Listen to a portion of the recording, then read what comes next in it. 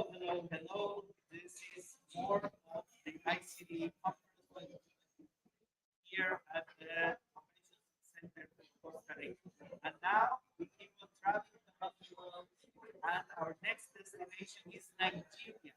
Nigeria is one of the most fascinating and we are now speaking with Isaac. It's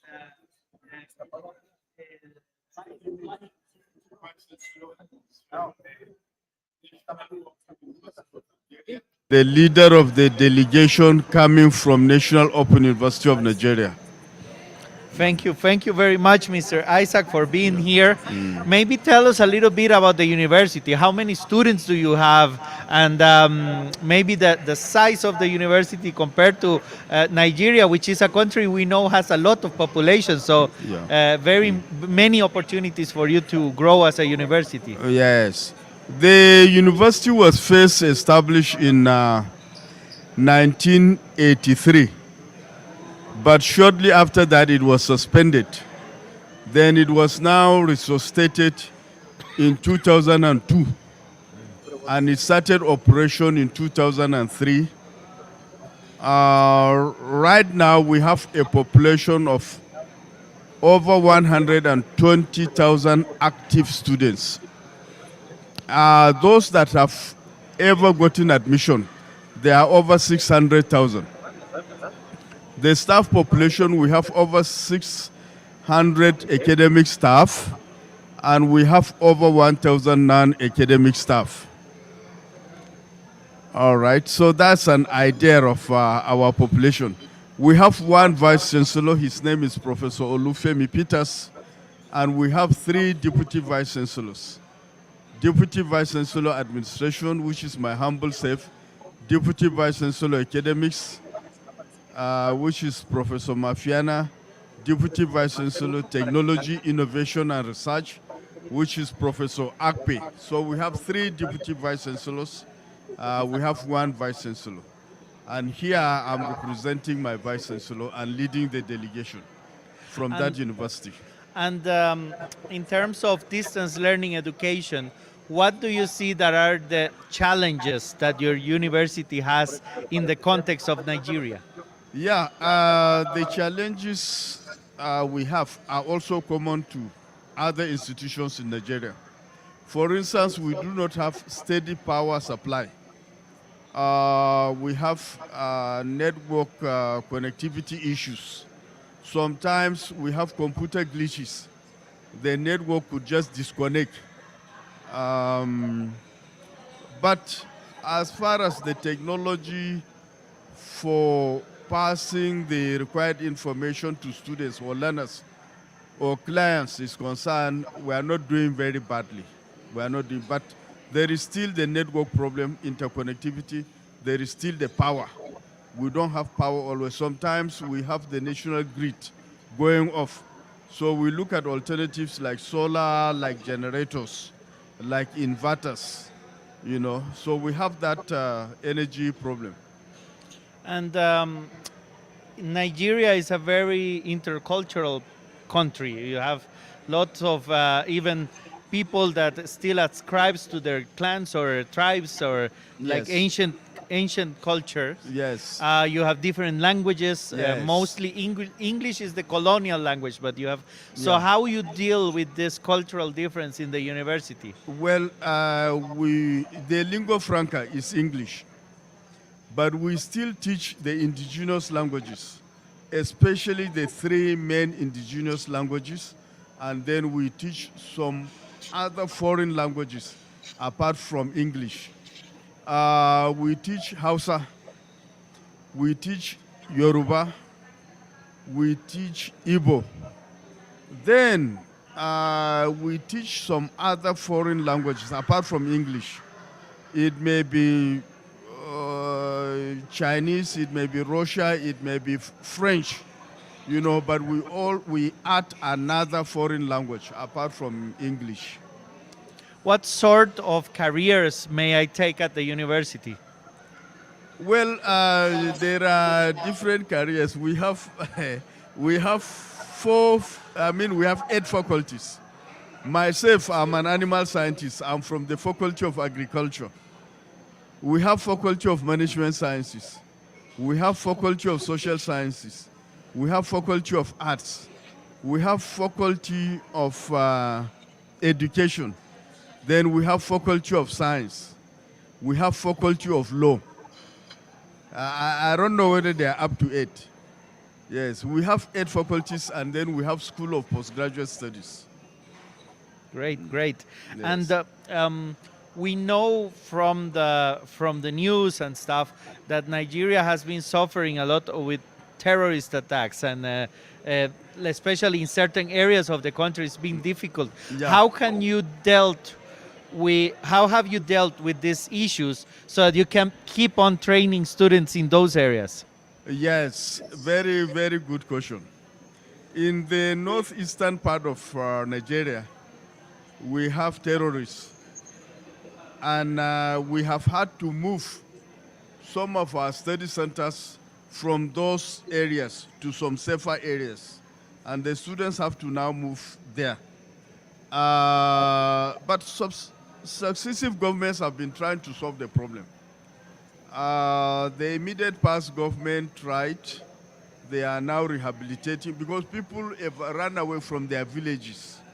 They are now being rehabilitated back and so on. And some of the terrorists are repenting. So they are also being rehabilitated. The problem is being solved. The current government is continuing along that line, trying to solve the problem. But it's still there in the northern part of the country especially. The terrorists, and in the middle belt, you have terrorists. Okay? Yes. And Nigeria is actually a growing economy in Africa, and you have a lot of resources. It is the largest economy in Africa. It is the largest, where if you go, you will have options. If you want to buy anything in Nigeria, you will have plenty to choose from. Yes. And you also have oil resources, a lot of oil, I think. Yes, we have a lot of oil. And also one of the biggest cinema industries in the world, the famous Nollywood, isn't Nollywood. it? Yes. So maybe because in Costa Rica, Yeah. since we are very far away, we hear a little bit of Nigeria. Maybe you can tell us about the situation in your country. How are you doing? Yeah. As far as the oil is concerned, because we produce it, it has been subsidized over the years. So it is cheaper. We buy petroleum products very cheap. But the problem there is that some Nigerians will now be smuggling it out to neighboring countries and selling it, without waiting for government to sell and get the money for everybody. So the current government has removed the subsidy. So the price has gone up a little bit, but it's still not too bad. It's not up to our neighbors. So we're still enjoying relatively lower price of petroleum and petroleum products. As far as the films are concerned, Nigerians are very creative. They are very creative. They can do something that is original. You won't find it anywhere. And they can act it. And they are well known for it. Okay, so that is it on those areas. Good, good. And how could you tell that the existence of the Open University has supported the growth of the economy in the country? Because usually distance universities actually have more students in areas where it's very difficult to get other universities. You are right. You are absolutely right. Even women in Puda. We even train those in correctional center, or what we call prison. We train them free. And by the time they come out, they are useful to themselves. Some of them learn computer science. They get first degree, they get second degree while in prison. The former president of Nigeria, Chief Olusegun Obasanjo, he was our student. We trained him. He got his diploma, master's, PhD in theology with us, and he has been better for it. We have also trained people on the job because it's work and learn. or work at your pace, at your time, anywhere you are. The only time that you must come together is during exams. And exams is mostly 3 weeks. And you come only on the day that you have a paper to write.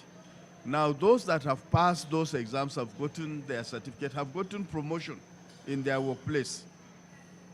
So this one, you don't need to leave your job to come full-time as conventional university. No, you can be doing your work and still be studying.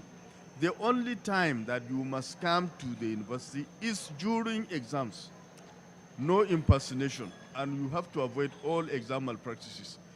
During COVID-19, we were able to write exams using the computer. Any computer with a camera is proctored such that you can write your exams online, so we didn't miss any semester during the COVID-19 era. Okay. And the people may access, like, how do you deliver content to students? Do you have only online, or you have some sort of radio, television, another medium? Yeah, we have radio in Lagos. Oh, in Lagos. Yes, we do not have it in every state in Nigeria. We develop videos for every course on the course material. We have a virtual learning environment for the students. When you register, you enter that virtual learning environment. You have e-library, you have videos, you have the course material uploaded. Then we will also, when you register, we give you the hard copy of the course material. So, and then we communicate, we have online facilitation. Like I teach, or I taught 2 courses, and I still teach 2 courses every semester. You call them to join you in a Zoom meeting, and we are able to discuss the topic at least for about 1 hour. Any questions they have, they will ask you. You will discuss and explain things. Then some other social media like WhatsApp, you also form a group so that if for any reason you are not going to be present, you let them know. If you are going to change the date and the time, you let them know. So we interact. Online facilitation, course materials, videos on the course are there on the virtual learning environment using Moodle. And also, maybe to be wrapping up the interview, finishing, Yeah. but 2 issues have been discussed a lot in this conference. Yeah. Artificial intelligence Yes. and micro-credentials. So Yes. what have you thought about that for the university? We are on the micro credentials, short courses, proficiency courses, certificate courses. Some are like 4 weeks, some are maximum 8 weeks. So we are into that a lot. Some you pay, some are free. Okay? Then artificial intelligence, we have this, what we call ACITEL, African Center of Excellence in Technology Enhanced Learning. They are teaching people across the West African sub-region on this artificial intelligence. So we are actually into it, both the micro certification and then the artificial intelligence. But there is room for improvement. There is room for improvement. We are adding more. We are going into partnership with some people, who are into that kind of business so that we can certificate the participants. We can give them certificates. So that is it we are doing now. But as I said, we are still going into more and more partnerships. So there are rooms for improvement, including things like cooking. Oh, like? Like cooking. How to make cakes, how to make salads and all those cooking. Also, you even teach that by distance. Yes. So within a short period of time, when they finish, some big hotels are able to employ them. So we do a lot of those kind of short courses. Great. Yeah. Well, thank you very much, Mr. Isaac Butswat Yeah. from the National Open University of Nigeria, the largest economy of Africa. Thank you very much. All right. You are welcome. My pleasure. Thank you. Just hold on. We're going to end up the broadcast. Thank you very much for listening. This is Onda UNED from the ICDE conference. And hold on, because in a few minutes we'll be with more conversations at this very place.